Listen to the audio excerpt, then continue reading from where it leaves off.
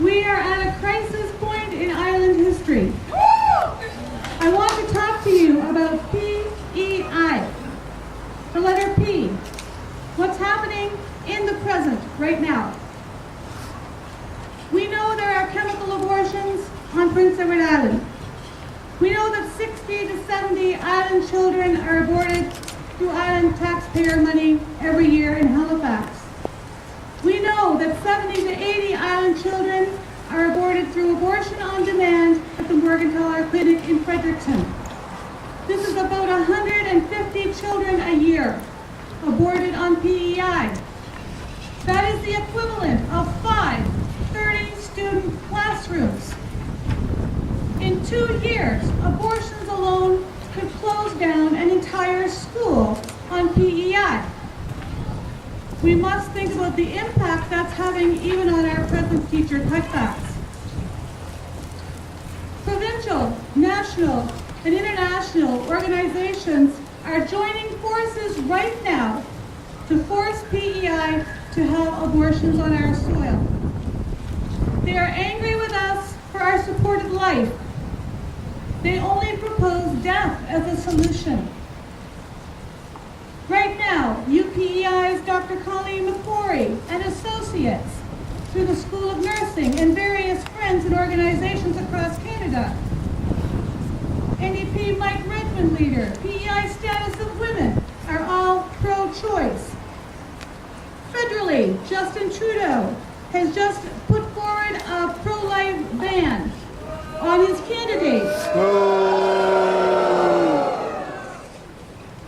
Not only that, I'm not sure how many of you are aware of it, but the Liberal platform federally is to financially penalize any province that does not provide abortions.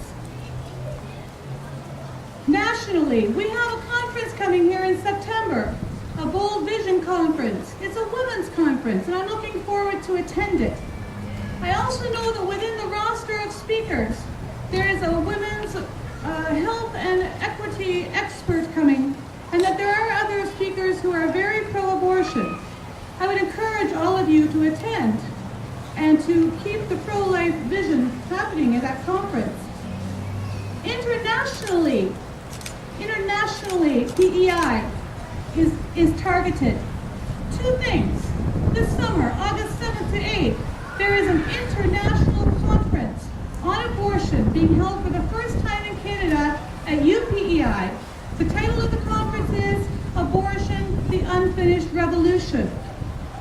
The second thing, The Guardian has just reported, is that the National Abortion Federation has set forth a business proposal for the PEI government to provide 3 doctors who could be imported into PEI if we'll give them the hospital space to do the work. And they've suggested that the government could divert money from the Halifax funding to here.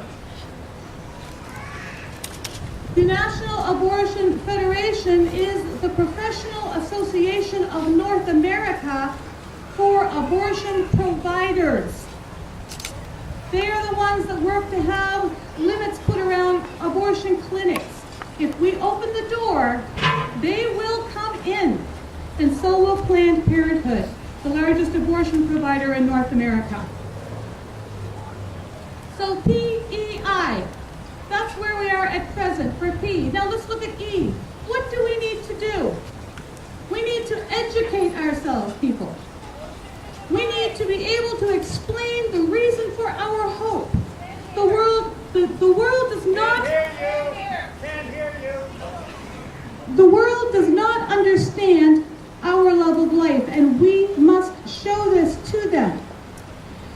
Additionally, there are 3 errors that we must understand and be able to explain, and I'm going to give them to you just briefly. But please go forward and examine these on our website, etc., so that you can explain what needs to be explained. The very first thing that was reminded to us by former PEI Chief Justice the other day, Gerard Mitchell, there is no constitutional right to abortion in Canada. And because there is no constitutional right, there is no obligation of the governments to fund Abortion on demand. Know it, understand it, support it, and tell whoever says that's not true that they are wrong. Number two, medical necessity is rarely a reason why women have abortions. The governments, as a result, are not required to fund non-medically necessary services. Understand it. The notion of women's health is not about women's health. It's about abortion. And they are not telling the truth. 1972, 11,000 abortions in Canada. 2014, over 100,000 abortions in Canada. With modern technology and modern medicine, do we really believe that 100,000 women a year are in danger of death and need an abortion? Do we believe it? No. No, we don't. So we know that abortion is being used as a backup contraception. And to that we say no. And the third most important thing we need to remember is that abortion harms women in the long and short term.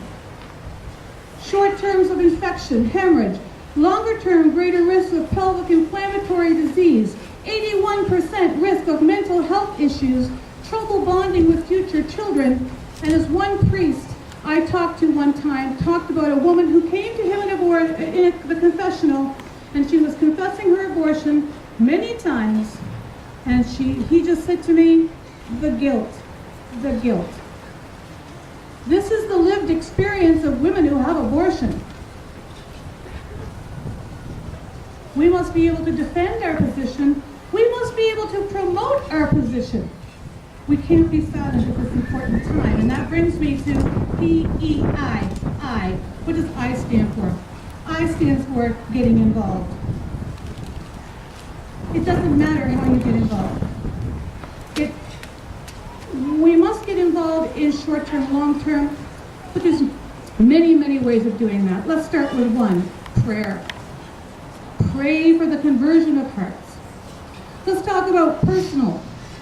We need to get personal with the women on the island that are suffering. The ones who are ideologically pro-abortion are one thing, and we need to address that. But I believe most of the women who are having abortions on PEI are suffering. They are alone. They are scared. They are desperate. They are ashamed. We need to open our arms, open our homes, open our churches, and help these women to get through their pregnancy and let them know it's okay. And to that end, let me say, Jory Arsenault, you are my hero.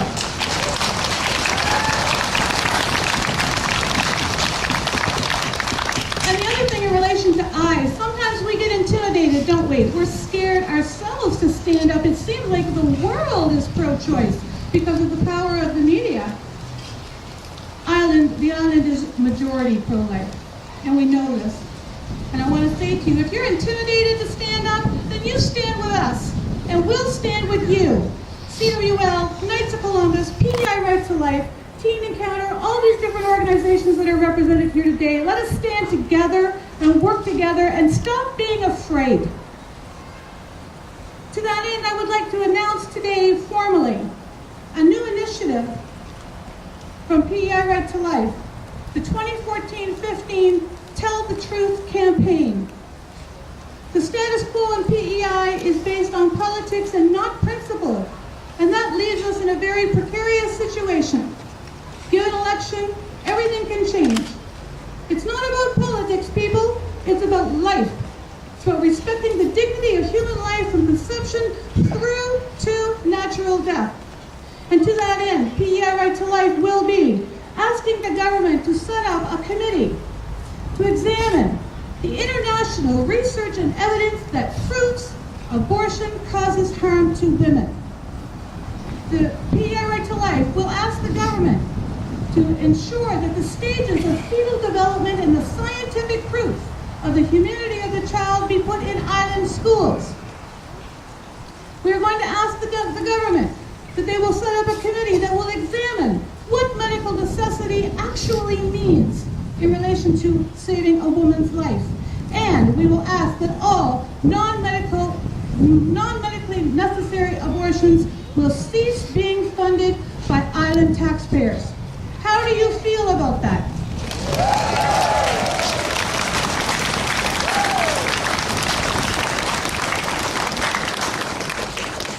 We are confident that when the truth about abortion is examined and brought to light, and when the people in the public are aware that there will be great hope that PEI will continue to stay or become more purely a life sanctuary.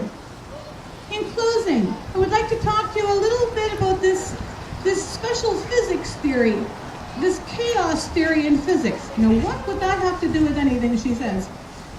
It's called the butterfly effect.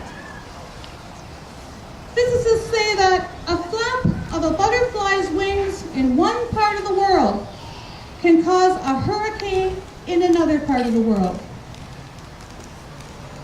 No matter how small, no matter how insignificant you think your efforts are